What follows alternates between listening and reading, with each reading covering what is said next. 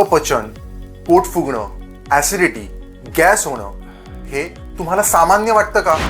पण आयुर्वेदानुसार आपली पचनशक्ती म्हणजेच अग्नी हा आपल्या संपूर्ण आयुष्याचा पाया मानला गेलेला आहे.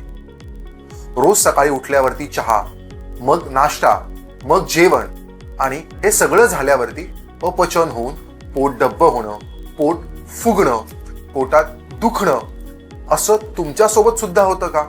आणि हे रोजचंच झालं आहे का?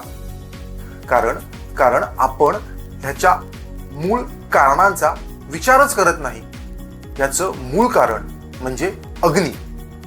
आपल्या आयुर्वेद संहितांनुसार आपल्या शरीराचं बल, आपलं आयुष्य, आपला ओज, आपला आनंद ह्या सगळ्या गोष्टी ह्या आपल्या अग्नीवर, पचन संस्थेवर अवलंबून आहेत. आपण जे अन्न खातो त्याला अग्नी पचवतो आणि पोषण मूल्यात रूपांतरित करतो.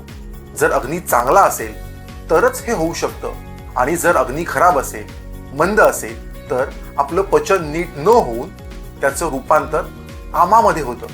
आम म्हणजेच एक विषारी द्रव्य हे शरीरात जमा होतं आणि हा आमच सगळ्या आजारांचं मूळ कारण आहे असं आयुर्वेद मानतो. आधुनिक शास्त्रानुसार सुद्धा आपल्या रोगप्रतिकारक शक्तीचा 70% भाग हा आपल्या आतड्यांशी निगडित आहे. आपल्या आतड्यातील गुड बॅक्टेरियाज म्हणजेच गट मायक्रोबायोम हे आपले पोषण तत्व ॲब्सॉर्ब करण्यासाठी तसंच रोगप्रतिकारक शक्ती नियंत्रित करण्यासाठी काम करत असतात. म्हणजेच पचन संस्था जर कमजोर असेल तर नुसतं पोटच नाही, संपूर्ण शरीराचं आरोग्य बिघडू शकतं. म्हणजेच गॅस होणं, अपचन होणं, ॲसिडिटी होणं ही नुसती लक्षणं आहेत, खरा आजार नाही.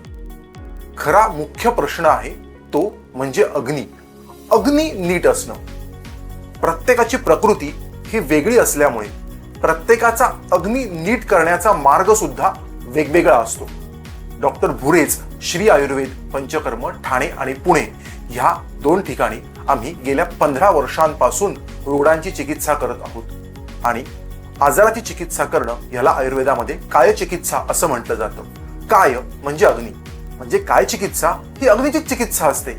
सो जर तुम्हाला पचनाशी संबंधित काही आजार असतील किंवा इतरही कुठले मोठे आजार असतील आणि त्याची जर का तुम्हाला वैयक्तिक चिकित्सा करायची असेल तर आम्हाला खाली दिलेल्या नंबर्सवरती जरूर संपर्क करा.